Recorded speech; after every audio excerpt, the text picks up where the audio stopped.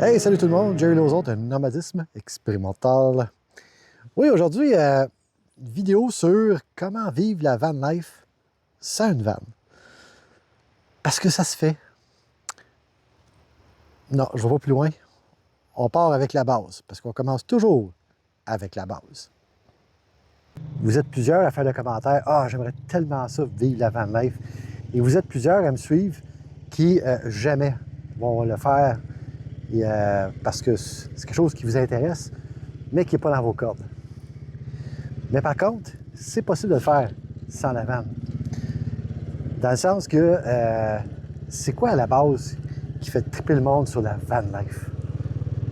À la base, ben oui, hein? Je viens au milieu de nulle part, puis guess what? Il y a quelqu'un qui arrive pour faire du tapage. Anyways, la base de la van life, c'est la liberté. Liberté de mouvement, liberté de choix, liberté des cossins. Ben, t'as pas besoin de déménager à temps plein dans une van pour vivre ça. Vive tes rêves. Je regardais récemment, puis c'est ça qui a motivé cette vidéo. Un gars dans la cinquantaine qui a décidé de prendre sa retraite, puis qui soudainement, il s'est ouvert les yeux. Moi, ça m'est arrivé à 43 ans, quand j'ai eu ma crise cardiaque. Ça a été un méchant coup de pied dans le derrière pour faire « Hey, qu'est-ce que je fais de ma vie, moi, là? Puis où c'est que je m'en vais? Puis si je continue de même, ça va finir de bonne heure. Est-ce que j'en profite vraiment? » Parce qu'une chose qu'on réalise quand ce genre d'événement-là arrive, ou même sans ce genre d'événement-là, c'est que soudainement, la vraie valeur est dans le temps, pas dans l'argent. Parce que quand tu travailles, ben, tu donnes une partie de ton temps de vie à quelqu'un d'autre en échange d'argent. C'est sûr qu'on a besoin d'argent pour vivre. On vit dans un monde moderne que ben, tu n'as pas le choix. Mais il ne faut pas oublier que l'argent, en bout de ligne, c'est des zéros puis des 1. Puis tout dépend de ce que tu fais avec. Si tu aimes l'argent et tu veux juste en accumuler, c'est correct aussi.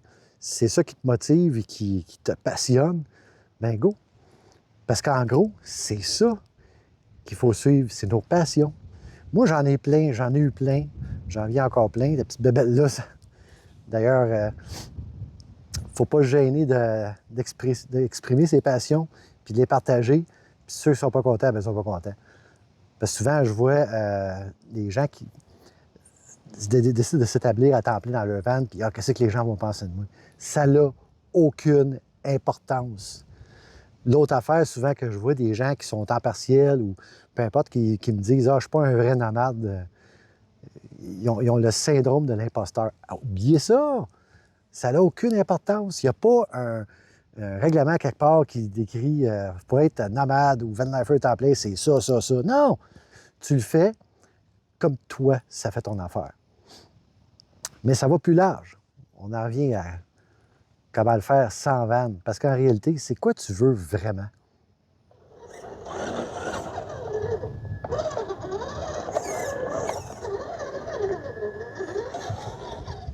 Oui, en réalité, il faut que tu te poses la question. C'est quoi tu veux vraiment? Est-ce que tu t'es enlisé dans une routine puis que c'est toujours la même affaire du jour au lendemain, tu sais, comme le jour de la marmotte? Bien, si c'est le cas, bien, mets les briques, puis là, commence à réévaluer c'est quoi tu fais, où tu t'en vas, puis qu'est-ce que tu veux. Puis je vous dirais que ce que le monsieur parlait, puis je trouvais ça a bien de l'allure parce que je l'ai fait, fais un inventaire. Un inventaire d'un paquet d'affaires. Pas juste des cossins que t'as, parce que ça peut être long en maudit. Mais commence, tu sais, les grosses affaires. Après ça, fais un inventaire, puis on parle pour pouvoir gérer mieux son temps, pour en avoir le plus pour nous autres. Alors, à qui et à quoi tu accordes ton temps? Fais un inventaire de ça, puis fais une gradation de 10 à 0. Puis après ça, retourne voir, puis regarde. Puis là, tu vas peut-être réaliser que hey, je passe bien du temps là-dessus, puis c'est pas vraiment important. Même chose avec tes dépenses, parce que l'argent, on a besoin, mais c'est une ressource limitée, ça avec. Puis, bien, en la gérant mieux, mais tu peux l'assigner à des choses plus importantes. Fait qu'on parle inventaire de qu'est-ce qu'on fait de son temps. Tu sais, combien de temps que tu passes ton téléphone pour le fun? Tu pourrais faire d'autres choses avec ça. Puis au niveau des dépenses, bien justement, combien d'argent que tu dépenses sur des abonnements, puis toutes sortes d'affaires, tu t'en sers-tu vraiment? Un inventaire sur les relations aussi. On a des relations avec du monde, puis souvent, c'est comme soit par habitude ou soit par obligation, qu'en réalité, on ne voudrait pas être là. Tu sais, ça avec. Puis en faisant ce genre d'inventaire-là, tu vas avoir un plus grand portrait de t'es où présentement dans ta vie. Fait que ça va t'aider à prendre des décisions et à te guider. Puis après ça, puis j'imagine que tu dois avoir dans ta tête une idée de qu'est-ce que tu veux faire de tout ce temps-là. Puis l'affaire aussi très importante, apprendre à dire non. C'est difficile. Apprendre à dire non quand tout le monde, tu sais, tout le monde te retrouve quand tu gagnes à la loterie ou que tu as un pick-up ou un trailer. Tu veux dire? Fait que tu veux-tu vraiment passer ton temps à déménager le monde, tu sais? Fait que quand les gens te demandent de quoi puis que ça ne te tente pas, si tu n'es pas capable de dire non, dis au moins, laisse-moi y penser, voir si j'ai le temps. Il faut que je regarde mon agenda. Peu importe, achète-toi un peu de temps. Fait que comme ça, c'est pas un oui automatique. Les gens vont arrêter de s'attendre à ce que tu dises oui à tout. Ça, c'est important à faire. Mais, fait que, tu sais, si c'est la van life vraiment que tu veux vivre ou tu aimerais ça essayer, mais ça, je l'ai toujours tout le temps dit, prends le char ou le véhicule que tu as, puis vas-y, fais-les. Fais-les au compte-gouttes pour commencer, parce que c'est toute une question de c'est quoi l'inconfort qu'on est prêt à vivre. Puis en plus, bien, on est plus vulnérable parce qu'on est dans un véhicule. Fait que ça ce bout-là, il est facile. Mais au-delà de ça, tu sais, tu regardes des différentes chaînes vidéo comme la mienne en rêvant, mais c'est quoi que toi, tu veux faire pour le vrai, là? Bien, je vais vous donner une couple d'exemples que moi, j'ai fait, parce que tu peux pas le faire à temps plein ou pour toujours. Tu peux toujours le faire pour un bout de temps, puis quand même vivre l'expérience. Fait que je partage avec vous une couple d'affaires que j'ai faites au long de ma vie pour vivre des expériences que, c'est en arrière de moi, j'ai eu bien du fun. Je serais prêt à recommencer peut-être, mais pour l'instant, non, parce que je l'ai déjà fait.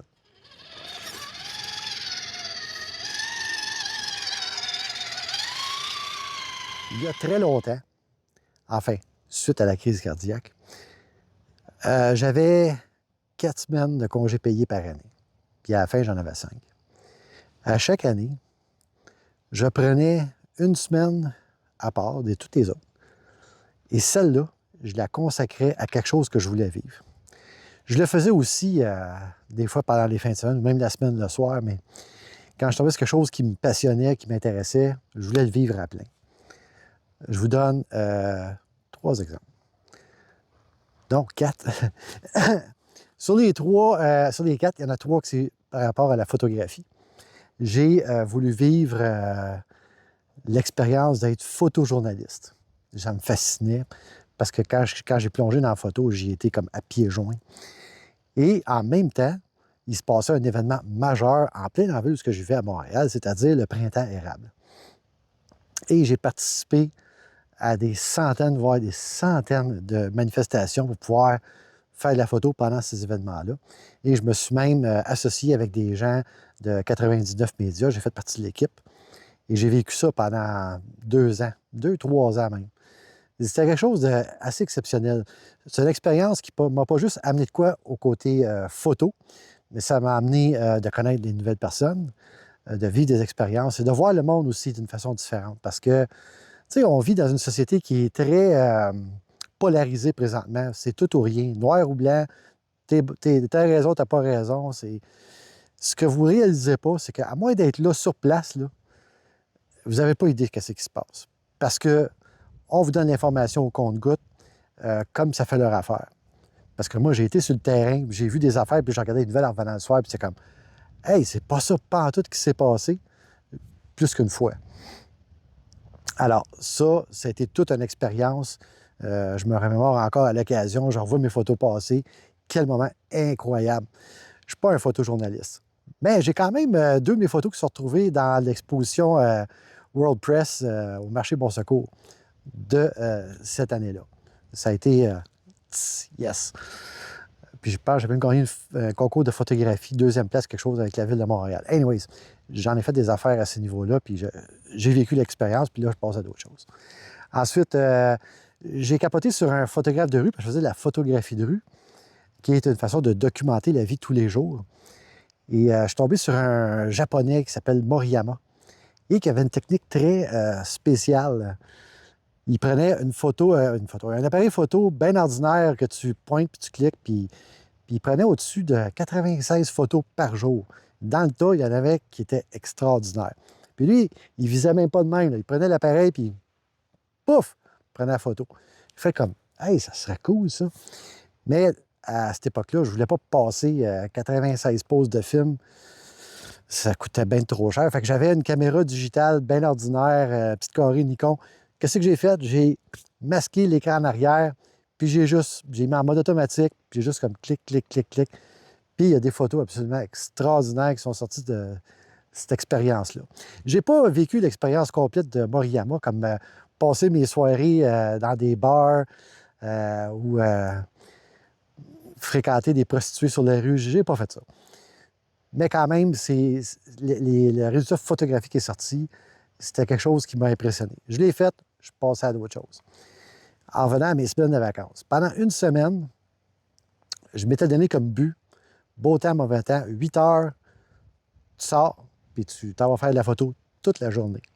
Peu importe ce que je me ramassais. Écoute, j'étais à 2 pas du métro, fait que je pouvais aller n'importe où à Montréal. J'ai fait ça pendant une semaine. J'ai vécu comme un photographe de rue à temps plein pendant une semaine. Mais je n'ai pas juste fait ça pendant une semaine, je l'ai fait aussi à d'autres occasions. Mais ça m'a permis de raffiner ma technique, de voir autre chose. Puis quand on fait ce genre de photographie-là, on voit encore le monde d'une façon différente. On voit des sujets intéressants, ce que d'autres ne les voient pas. Fait que ça, c'était bien le fun. Puis l'autre que j'ai fait, j'étais beaucoup impliqué dans la communauté vélo à Montréal. Et pendant une semaine, l'année d'avant ou l'année d'après, je ne m'en rappelle plus, je m'étais donné comme mission pendant cette semaine-là qu'à tous les matins à 8 heures, beau temps, mauvais temps, saute sur le bicycle, go. Puis on se ramasse où ce qu'on se ramasse. Puis j'ai croisé des amis que j'ai dans la communauté vélo pendant ces rides-là. Puis ça a fait des connexions encore. J'ai rencontré d'autres gens à travers le monde parce qu'il y a un paquet de monde qui vit à Montréal. Et c'est comme ça que j'ai été impliqué avec la chef de vélo communautaire du Myland. J'ai été mécano pour le Tour de l'île. J'ai fait des raids. On a créé la raid pirate, où le tour de nuit, ben, on faisait juste s'insérer avec nos bicycles custom, puis de la bière dans un sac. Puis en tout cas, il y a une année, j'ai été le dernier à passer la ligne d'arrivée au tour de nuit. Puis j'ai ça à mon record. En parlant de vélo, une autre affaire que j'ai faite qui est absolument far out, là, dans ce temps-là, je tripais sur les courriers à vélo. Mais j'avais pas l'âge ou la forme pour faire ça. Puis écoute, j'avais une job payante. Je n'allais pas devenir courrier à vélo à Montréal, puis me faire frapper, me ramasser à l'hôpital, puis plus pouvoir être réveillé. Mais une fois par année, il y a une course qui s'appelle Beat the Main, qui part de la commune, qui fait Saint-Laurent tout le long, jusqu'au nord de Gouin, puis se finit dans le parc là, dans le trafic, un dimanche matin. C'est une course contre la montre. Il y a un coureur qui est envoyé à toutes les minutes. Puis c'est pas comme si tu peux aller t'inscrire, whatever. Il faut que tu connaisses quelqu'un qui connaisse quelqu'un qui sait la date. Et moi, je l'ai appris une semaine à l'avance. Et je l'ai fait sur mon vélo à une vitesse en dedans. Je m'étais donné comme... Premier objectif, c'était de le finir, la course, sans me faire tuer. Deuxième, genre 45 minutes. Si je fais ça 45 minutes, je vais être content avec moi-même. Et je m'étais timé sur mon guidon, j'avais un chronomètre. Puis j'ai parti en même temps qu'ils m'ont lancé. Puis arrivé à Van Horn, qui est la moitié, parce que Montréal, c'est une butte. Et à la moitié, bien là, tu commences à descendre, parce que là, j'avais tout monté. Puis là, je regarde mon temps, puis waouh, je pourrais le faire en une demi-heure. Fait que là, ma mission, c'était de le faire en une demi-heure. Je peux pas vous dire combien de lumières rouges que j'ai brûlées. Je suis même pas passé proche de me faire frapper. J'ai croisé un char de police. Il y a eu contact visuel, puis là, j'étais fait. Il y avait une lumière rouge, j'étais obligé d'attendre. Puis là, il est parti par là, puis moi, j'ai parti comme une balle. Et je suis arrivé à 29 minutes 57 secondes, l'avant-dernier sur 50 coureurs. Fait que ça, j'ai vécu ça. C'est comme un saut en parachute de une demi-heure. C'était vraiment extraordinaire. Je l'offrais-tu? Non. J'ai plus les jambes pour faire ça. Puis j'ai un peu plus la chienne que je l'avais dans le temps, même si je l'ai fait comme 2 ans après la crise cardiaque. Mais je l'ai fait. Fait que tout ça pour dire que l'esprit de la van life, ou l'esprit nomade, c'est de garder ses options ouvertes. Sortir, on le dit souvent, là, mais sortir de sa zone de confort, ça va te pousser à rencontrer du nouveau monde, faire des nouvelles expériences et réaliser, parce que si tu ne te pousses pas, tu ne sais pas jusqu'à où tu peux aller. faut que tu te pousses. Si tu veux rester confortablement dans ton lazy boy puis regarder des chaînes YouTube comme la mienne, c'est ça qui te rend heureux, fantastique. Mais si tu veux plus, il faut que tu ailles le chercher. Ça ne viendra pas à toi. Alors, je l'ai dit dans une autre vidéo avant, si tu as un rêve, fais le premier pas. Si ce premier pas-là, c'est juste de papier, crayon, qu'est-ce que j'ai besoin de faire? C'est ton premier pas, puis ça peut t'amener plus loin. Mais il faut que tu commences quelque part. Puis la van life, c'est ça, c'est d'avoir l'esprit ouvert. Parce que quand ton esprit est ouvert, puis que tu vois des options qu'en temps normal, tu n'aurais pas vues, puis que tu peux sauter dessus, bien, fais-les. Tu sais, tout réévaluer. C'est certain qu'il y en a d'entre vous qui ont des obligations familiales, une hypothèque, toutes ces affaires-là. Tu sais, je vais te donner un exemple. Tu regardes à t'acheter une grosse vanne, puis c'était un prêt de, je ne sais pas moi, 180 000 $. J'en ai vu qui ont acheté ça et qui ne l'avaient même pas essayé avant. Bien, si tu ne veux pas t'embarquer là-dedans, mais tu veux voyager, ton but, c'est de voyager, bien, ce prêt-là de 175 000 $ sans la vanne, tu pourrais-tu voyager avec? Tu sais, juste prendre ton char et faire des motels à la place? Peut-être que ça te coûterait moins cher, puis tu pourrais voyager pareil. Fait que regarde toutes les possibilités qui s'offrent à toi. Tu sais, va plus loin que... Parce que c'est facile de s'enliser dans quoi qu'on est. Même moi, en ce moment, là, je suis dans une petite routine, puis je suis en train de regarder, hey, qu'est-ce que je pourrais faire de différent? Bien, je regarde une affaire que ça fait longtemps que je n'ai pas faite, c'est de passer, c'est pas une nuit, au moins une journée en forêt avec un petit lean-to, un petit feu de camp tranquille, à écouter la neige tomber. Bien ça, je veux faire ça cet hiver. Bien sûr, si je le fais, vous allez être avec moi parce que je vais le documenter. Alors, la chaîne est là pour vous inspirer, pour vous faire rêver aussi, mais surtout pour vous donner des vraies affaires. Alors, j'espère que ça vous a aidé, que ça vous fait réfléchir. Laissez-moi savoir à quoi ça débouche. Je suis toujours curieux de l'entendre. C'est sûr que je rencontre des gens en face à face qui me disent « Hey, j'ai fait ça à cause de toi », puis c'est comme « Wow, OK ». Alors, c'est pour ça que je trouve ça, j'ai une certaine responsabilité envers vous de vous donner des affaires, mais qui se tiennent. Alors, j'espère que ça vous a aidé, que ça vous a inspiré. Puis, merci d'être là, très, très apprécié. Puis, on se revoit au prochain. Bye!